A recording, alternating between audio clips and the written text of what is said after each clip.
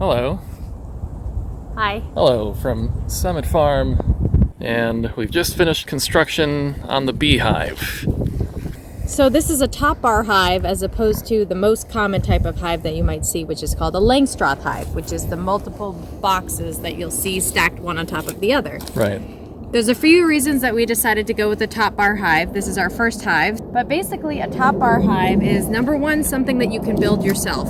You don't need the precision that you need when you have a Langstroth hive, so the initial expense of materials and things like that is much, much less than buying a Langstroth hive, and most people are not skilled enough to build their own Langstroth hive. The second reason that I pursued this option was that the Langstroth hive, when it's full of honey, if you ever get lucky enough to the point where it is filled with honey, it can be 50 to 100 pounds per box, and for someone like me, that's very difficult to manipulate.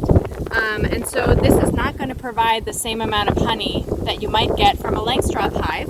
We're just a small homestead. There's two of us here, so we're hoping that this method makes more sense for us. This roof opens up like so. It's supported a little bit by these chains, and these are all basically leftover materials from previous construction. Some of this wood we purchased specifically for this project, but a lot of it is just found scraps that we had around the house, bolted together.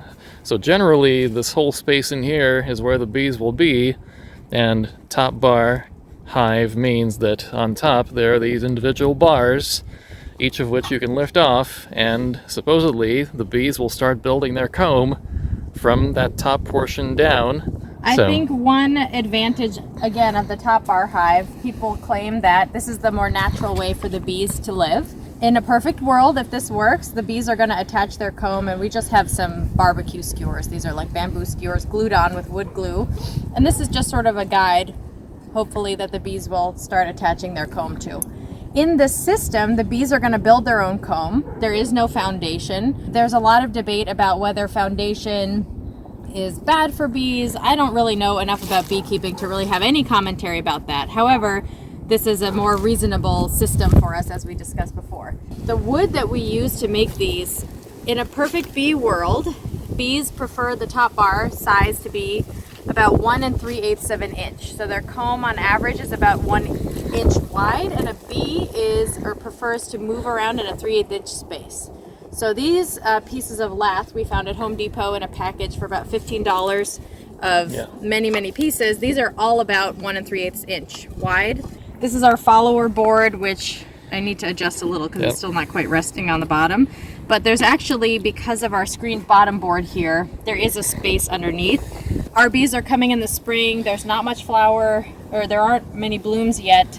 So we will need to supplement them with feed. And my plan is to put the feed on this side of the hive, and we're going to put our new bees into this cavity, which will kind of keep it small and keep them able to So the idea is the bees will start in here in this small space, and then as it progresses, you'll expand the follower board outward and put more bars on top. Is that right? Yeah, exactly. But because they're trying to maintain the heat, initially they'll have none of their own resources when they start, keeping the cavity small. Yeah. And you can see there is an entrance hole over here. That's right. We made a slit right there for the bees to learn to go in and out of. And it's 3/8 inch by 6 inches wide. That's the Les Crowder recommended entrance. And down here, I built a little viewing window, which pops down, and this is plexiglass, and we'll be able to see what the hive is doing through here.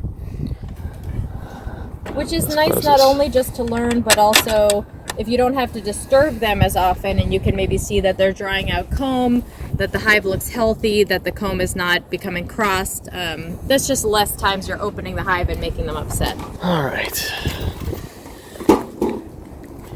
Great, there's the beehive, and the bees are arriving in 1 week, so we're getting them from a local bee place, so I have to go pick them up next weekend. Yeah, so stay tuned for that. Until next time, see you later. Yeah.